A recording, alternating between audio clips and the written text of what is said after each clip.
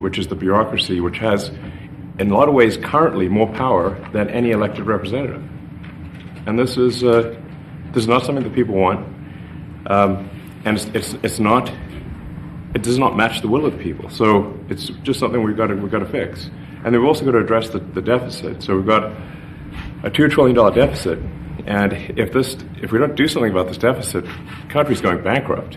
I mean, it's really astounding that the interest payments alone on the national debt exceed the Defense Department budget, which is shocking because we spend a lot of money on defense, and if that just keeps going, we're essentially going to bankrupt the country. So what I really want to say is, like, it's not optional for us to reduce the federal expenses. It's essential. It's essential for America to remain solvent as a country, and it's essential for America to have the resources necessary to provide things to its citizens and not simply be servicing vast amounts of debt. And also, could you mention some of the things that your team has found, some of the crazy numbers, including the woman that walked away with about $30 million, right, etc.? Well, we do find it sort of rather odd that there are quite a few people in the bureaucracy who have ostensibly a salary of a few $100,000, but somehow manage to accrue tens of millions of dollars in net worth while they are in that position, which is, what happened at USAID. We're just curious as to where it came from. Maybe they're very good at investing, in which case we should take their investment advice, perhaps. But there seems to be mysteriously they get wealthy. We don't know why. Where does it come from? And I think the reality is that they're getting wealthy at the taxpayer expense. That's the honest truth of it. So, we're looking at, if you look at, say, Treasury, for example, basic controls that should be in place, that are in place in any company, such as making sure that any given payment has a payment categorization code, that there is a comment field that describes the payment, and that if a payment is on the do not pay list, that you don't actually pay it. None of those things are true currently. So the reason that departments can't pass audits is because the payments don't have a categorization code. It's like just a massive number of blank checks just flying out the building. So you can't reconcile blank checks. You've got comment fields that are also blank, so you don't know why the payment was made. And then we've got this truly absurd, a do not pay list, which can take up to a year for an organization to get on a do not pay list. And this, we're talking about terrorist organizations, we're talking about known fraudsters, known aspects of waste, known things that do not match any congressional appropriation, can take up to a year to get on the list, and even once on the list is not used. It's mind-blowing. So what we're talking about here, we're really just talking about adding common sense controls that should be present, that haven't been present. So you say, like, well, how could such a thing arise? That seems crazy. When you understand that really everything is geared towards complaint minimization, so then you understand the motivations. So if people receive money, they don't complain, obviously. But if people don't receive money, they do complain. And the fraudsters complain the loudest and the fastest. So then when you understand that, then it makes sense. Oh, that's why everything they approve all the payments at Treasury. Because if you approve all the payments, you don't get complaints. But now we're saying that, no, actually, we are going to complain. If money is spent badly, if your taxpayer dollars are not spent in a sensible and frugal manner, then that's not okay. Your tax dollars need to be spent wisely on things that matter to the people. I mean, these things, it's just common sense. It's not draconian or radical, I think. It's really just saying, let's look at each of these expenditures and say, is this actually in the best interest of the people? And if it is, it's approved. If it's not, we should think about it. So, there's crazy things like just cursory examination of Social Security, and we've got people in there that are 150 years old. Now, do you know anyone who's 150? I don't. Okay. They should be on the Guinness Book of World Records. They're missing out. So, that's the case where, I think they're probably dead. It's my guess. or they should be very famous, one of the two. And then there are a whole bunch of Social Security payments where there's no identifying information. Well, like, why is there no identifying information? Obviously, we want to make sure that people who deserve to receive Social Security do receive it, and that they receive it quickly and accurately. I'll tell you another crazy thing. So, one of the things is like we are trying to sort of right-size the federal bureaucracy, just make sure that this obviously there need to be a lot of people working for the federal government, but not as many as currently. So we're saying, well, okay, well, if people can retire, with full benefits and everything, that would be good. They can retire, get their retirement payments and everything. And then we were told, this is actually, I think, a great anecdote, because we were told the most number of people that could retire possibly in a month is 10,000. We're like, well, why is that?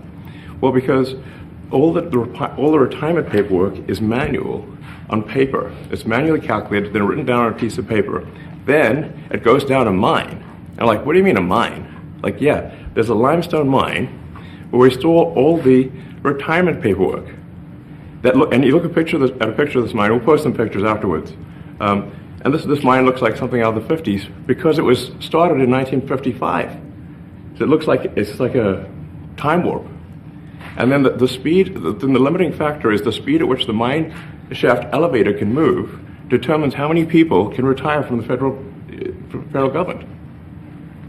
And the elevator breaks down sometimes, and then nobody can retire. Doesn't that sound crazy? There's like 1,000 people that work on this. So I think if we can take those people and say, like, you know what, instead of working in a mine shaft and carrying manila envelopes to boxes in a mine shaft, you could do practically anything else, and you would add to the goods and services of the United States in a more useful way. So anyway, so I think that's an example. Like at a high level, if you say, like, how do we increase prosperity? Is we get people to shift from roles that are low to negative productivity to high productivity roles. And so you increase the total output of goods and services, which means that there's a higher standard of living available for everyone. That's the actual goal. Everyone's very quiet, by the way. So people normally this quiet? Your detractors, Mr. Musk. I have to what? Including a lot of Democrats. I have detractors? You do, sir. I don't believe it. Say that you're orchestrating a hostile takeover of government and doing it in a non-transparent way. What's your response to that criticism? Well, first of all, you couldn't ask for a stronger mandate from the public. The public voted. We have a majority of the public voting for President Trump. We won the House. We won the Senate. The people voted for major government reform. There should be no doubt about that. That was on the campaign. The president spoke about that at every rally. The people voted for major government reform, and that's what people are going to get. They're going to get what they voted for. And a lot of times, people that don't get what they voted for, but in this presidency, they are going to get what they voted for. And that's what democracy is all about. Mr. Musk, the White House says that you will identify and excuse yourself from any conflicts of interest that you may have. Does that mean that you are, in effect, policing yourself? What are the checks and balances that are in place to ensure that there is accountability and transparency? Well, we actually are trying to be as transparent as possible. In fact, we post our actions to the Doge handle on X and to the Doge website. So all of our actions are maximally transparent. In fact, I don't think there's been, I don't know of a case where an organization has been more transparent than the Doge organization. So the kind of things we're doing are, I think, very, very simple and basic. They're not, what I mentioned, for example, about Treasury, just making sure that payments that go out, taxpayer money that goes out, is categorized correctly, that the payment is explained, that organizations on the do not pay list, which takes a lot to get there, that actually are not paid, which currently they are paid. These are not individual judgment decisions. These are about simply having sensible checks and balances in the system itself to ensure that taxpayer money is spent well. So it's got nothing to do with, like, say, a contract with some company of mine at all. But if there is a conflict of interest, when it comes to you yourself? For instance, you've received billions of dollars in federal contracts when it comes to the Pentagon, for instance, which the president, I know, has directed you to look into. Yeah. Are you policing yourself in that? Is there any sort of accountability check and balance in place that would provide any transparency for the American people? Well, all of our actions are fully public. So if you see anything, you say like, wait a second, hey, Elon, that seems like maybe that's, there's a conflict there. It's not like people are going to be shy about saying that. They'll say it immediately, Including you yourself. Yes.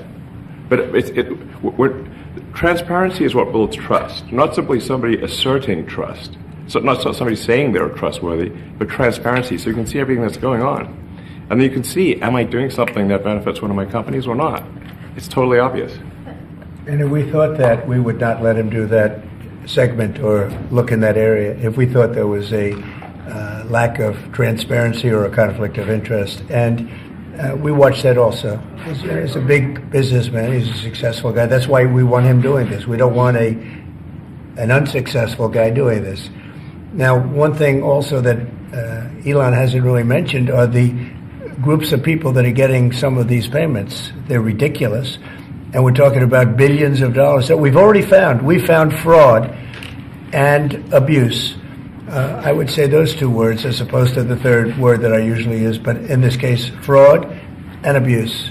It's abusive because most of these things are virtually made up, or certainly money shouldn't be sent to them. And you know what I'm talking about. It's crazy. So, but we're talking about tens of billions of dollars that we've already found. And now a judge who's an activist judge wants to try and stop us from doing this. Why? Why would they want to do that? I campaigned on this. I campaigned on the fact that I said government is corrupt. And it is very corrupt. It's very, very, it's also foolish. As an example, a man has a contract for 3 months and the contract ends, but they keep paying him for the next 20 years, because nobody ends a contract. You got a lot of that. You have a contract that's a 3-month contract. Now, normally, if you're in a small, in all fairness, it's the size of this thing is so big. Yeah. But if you have a contract and you're in a regular business, you end the contract in 3 months. It's a consultant. Here's a contract for 3 months, but it goes on for 20 years. And the guy doesn't say that he got money for 20 years. They don't say it. They just keep getting checks month after month, and you have various things like that, and even much worse than that, actually, much worse. And I guess you call that incompetence, maybe. Yeah. It could be corruption. It could be a deals made on both sides, where the guy gets the money, he kicks. I think there's a lot of kickback here. I see a lot of kickback here. There's a lot of kickbacks. A tremendous kickback, because nobody could be so stupid to give out some of these contracts, so he has to get a kickback. So that's what I got elected for, that and borders and military and a lot of things, but this is a big part of it. And I hope that the court system is going to allow us to do what we have to do. We got elected to among other things, find all of this fraud, abuse, all of this horrible stuff going on. And we've already found billions of dollars, not like a little bit, billions, many billions of dollars. And when you get down to it, it's going to be probably close to $1 trillion. It could be close to $1 trillion that we're going to find. That will have quite an impact on the budget. And you'll go to a judge where they handpick a judge, and he has certain leanings. I'm not knocking anybody for that, but he has certain leanings. And he wants us to stop looking. How do you stop looking? I mean, we've already found it.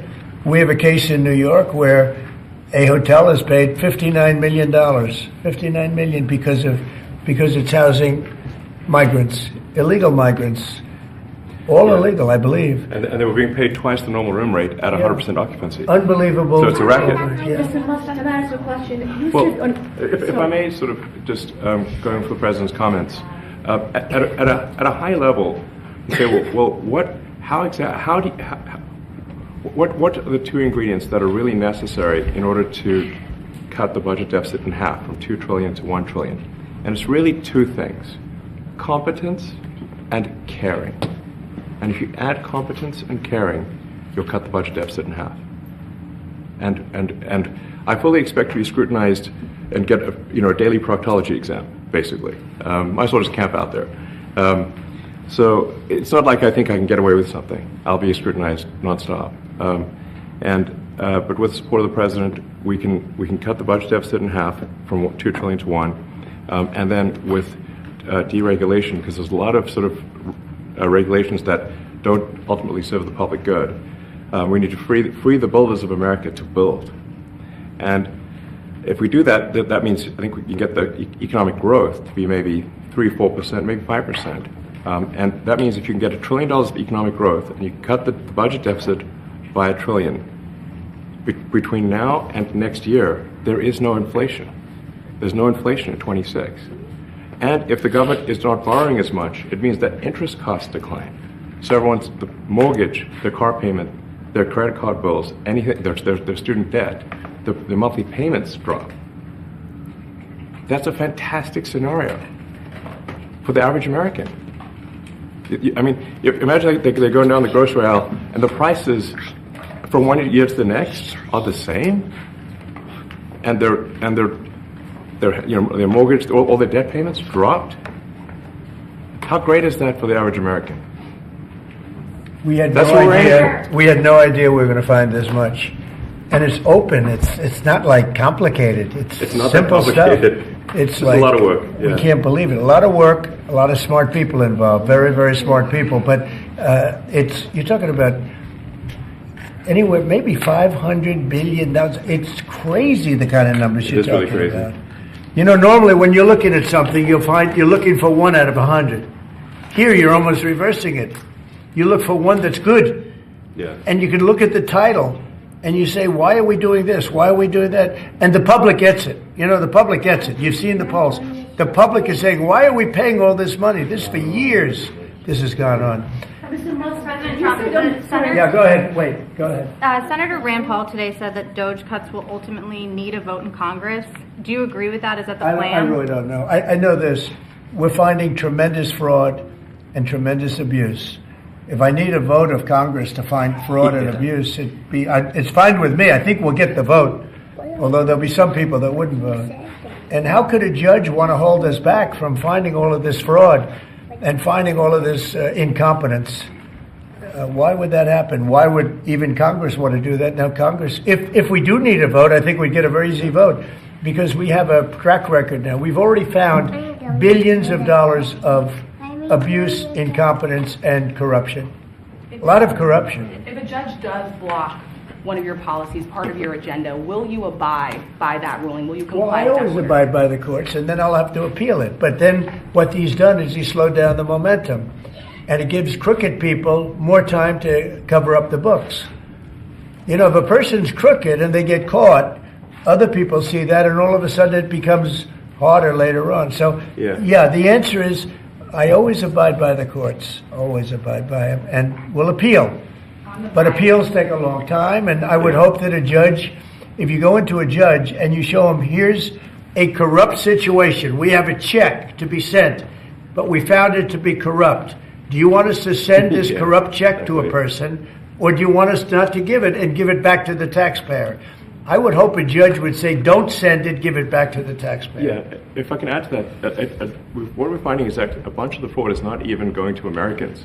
So I think we can all agree that if there's going to be fraud, it should at least go to Americans. But a bunch of the fraud rings that are operating in the United States and taking advantage of the federal government, especially in the entitlements programs, are actually foreign fraud rings. They're operating in other countries and actually exporting money to other countries.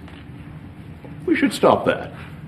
Mr. Musk, And this is big numbers. Talk about $100 to $200 billion a year. Sure. Serious money. Mr. Musk, you said on X that an example of the fraud that you have cited was $50 million of condoms was sent to Gaza. But after fact-check this, apparently Gaza in Mozambique, and the program was to protect them against HIV. So can you correct this statement? It wasn't sent to Hamas, actually. It was sent to Mozambique, which makes sense why condoms was sent there. Yeah. And how can we make sure that all the statements that you said were correct, so we can trust what you say? Well, first of all, some of the things that I say will be incorrect and should be corrected. So nobody's going to bat 1,000. I mean, we will make mistakes, but we'll act quickly to correct any mistakes. So I'm not sure we should be sending $50 million worth of condoms to anywhere, frankly. I'm not sure that's something Americans would be really excited about. And that is really an enormous number of condoms, if you think about it. But if it went to Mozambique instead of Gaza, I'm like, okay, that's not as bad, but still, why are we doing that? Mr. Musk, can you talk a little bit about how closely you're working with agency heads as you're directing these cuts? Do they have how much input do agency heads have when you're making these decisions? Yeah, we work closely with the agency heads, there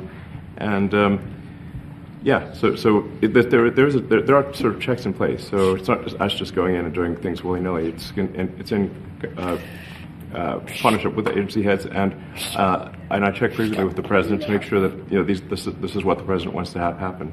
So we talk almost every day, and I double check things to make sure, is this something, Mr. President, you want us to do this? Then we'll do it. USAID has been one of your main targets. Are you concerned at all that some of the cuts or that shutting that agency altogether may lead to diseases or other bigger problems starting in other countries that then come to the United States? Yeah, so that's an interesting example. So that's something where we work closely with the State Department and Secretary Rubio. And we have, for example, turned on funding for Ebola prevention and for HIV prevention. You left that, you said? Yes, correct. And we are moving fast, so we will make mistakes, but we'll also fix the mistakes very quickly. So, do you see it as a worthy cause, USAID?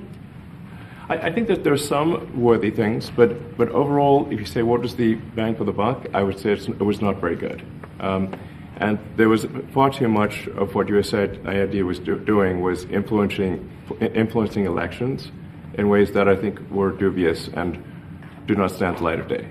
I can just ask a follow-up to the Pentagon contracts. If you have received billions of dollars in contracts from the Pentagon, and the president's directing you to look into the Department of Defense, is that which we a definitely need conflict to of do interest? and are going to do at the president's request. Does that present a conflict of interest for you? No, because you'd have to look at the individual contract and say, first of all, I'm not the one, filing the contract. It's people at SpaceX or someone who will be putting for the contract. And I'd like to say, if you see any contract where where it was awarded to SpaceX and it wasn't by far the best value for money for the taxpayer, let me know, because every one of them was. The president said the other day that you might look at treasuries. Could you explain that a little bit? What kind of fraud, and that question goes to both of you, what kind of fraud are you expecting to see or do you see right now in U.S. treasuries? Yeah, I think you mean the Treasury Department as opposed to Treasury bills. Or you also referenced treasuries on Air Force One the other night. Go ahead. Well, as I mentioned earlier, really the first order of business is to make sure we're actually collecting. Sorry for this. I thought my son might enjoy this, but he's sticking his fingers in my ears and stuff. So it's a bit hard to hear sometimes. Hey, stop that. The stuff we're doing with Treasury Department is so basic that you can't believe it doesn't exist already.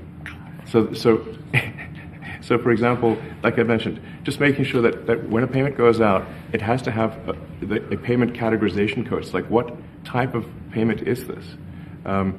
You can't just leave the field blank. Currently, many payments, the field is left blank. And you have to describe what's the payment for, some basic rationalization. That also is left blank. So this is why, the Pentagon, when's the last time the Pentagon passed an audit? I mean, a decade ago, maybe? I don't know, ever? Really? And we want to, just in order to actually pass audits, you have to have financial information that allows you to trace the payments. And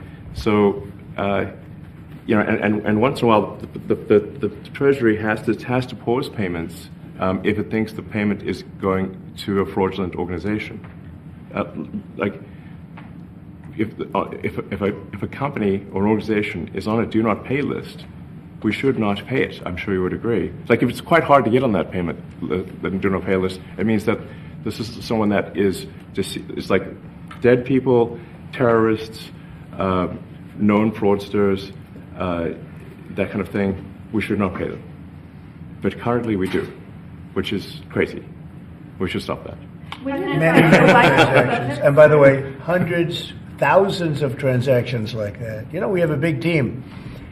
And for the sake of the country, I hope that the person that's in charge and the other people that report to me that are in charge are allowed to do the right thing, namely make sure everything's honest, legitimate, and competent. But we're looking at just, when you look at USAID, that's one. We're going to look at the military, we're going to look at education. They're much bigger areas. But the USAID is really corrupt. I'll tell you, it's corrupt. It's incompetent, and it's really corrupt. And I can't imagine a judge saying, well, it may be corrupt, but you don't have the right. You got elected to look over the country and to, as we say, make America great again, but you don't have the right to go and look and see whether or not things are right that they're paying or that things are honest that they're paying. And nobody can even believe this. Other people, law professors, they've been saying, how can you take that person's right away? You're supposed to be running the country, but we're not allowed to look at who they're paying it to and what they're paying. We have massive amounts of fraud that we caught. I think we probably caught way over a lot of billions of dollars already in, 2 weeks? Yes. And it's going to go to numbers that you're not going to believe. And much, as I said, much is incompetence and much is dishonesty. We have to catch it. And the only way we're going to catch it is to look for it. And if a judge is going to say you're not allowed to look for it, that's pretty sad for our country. I don't understand how it could even work. On the buyout program, can you personally guarantee that? Which one? The buyout program, the offer to federal workers. Can you personally guarantee that the workers who opt in to resign now will be paid through Well, September? they'll get their money, but they're getting a good deal. They're getting a big buyout. And what we're trying to do is reduce government. We have too many people. We have office space. It's occupied by 4%. Nobody's showing up to work because they were told not to. And then Biden gave them a 5-year pass, some of them, 48,000 of them, gave them a 5-year pass, that for 5 years you don't have to show up to work. And let me tell you, this is largely, much of this stuff is because of Biden. It's his fault. He allowed this country, what he did on our border. What he did on our border is almost not as bad as what he did with all of these contracts that have come out. It's a very sad day when we look at it. I can't even believe it. But many contracts just extend, and they just keep extending, and there was nobody there to correct it. And that cannot be, I can't imagine that could be held up by the court. Any court that would say that the president or his representatives, like Secretary of the Treasury, Secretary of State, whatever, doesn't have the right to go over their books and make sure everything's honest. I mean, how can you have a country? You can't have anything that way. You can't have a business that way. You can't have a country that way. Hey, thank you very much, everybody. Thank you. Thank you, press. Thank you, press. Head out. Coming back tonight. Mark Vogel will be at the White House tonight at about 10 o'clock. If you want to come over, you can say hello to him. Did the U.S. give anything in return? Not much. No, they were very nice. We were treated very nicely by Russia, actually. I hope that's the beginning of a relationship where we can end that war and millions of people can stop being killed. They've lost millions of people. They lost, in terms of soldiers, probably 1.5 million soldiers in a short period of time. We got to stop that war. And I'm interested primarily from the standpoint of death. We're losing all those soldiers. And they're not American soldiers, they're Ukrainian and Russian soldiers. But you're probably talking about 1.5 million. I think we got to bring that one to an end. Okay? Thank you. Thank you very much. Thank you. We're moving. Let's go. Thank you. We're moving. 10 o'clock. 10 Thank o'clock you. tonight at the White House. All right, guys. Thanks, everybody. Let's head out. Thank you. See you later. Yeah, I mean, it's a lot. You know, so Thank you, guys. Thanks, guys. Right behind the stills. it's like, I think they're like less than $1. Good job.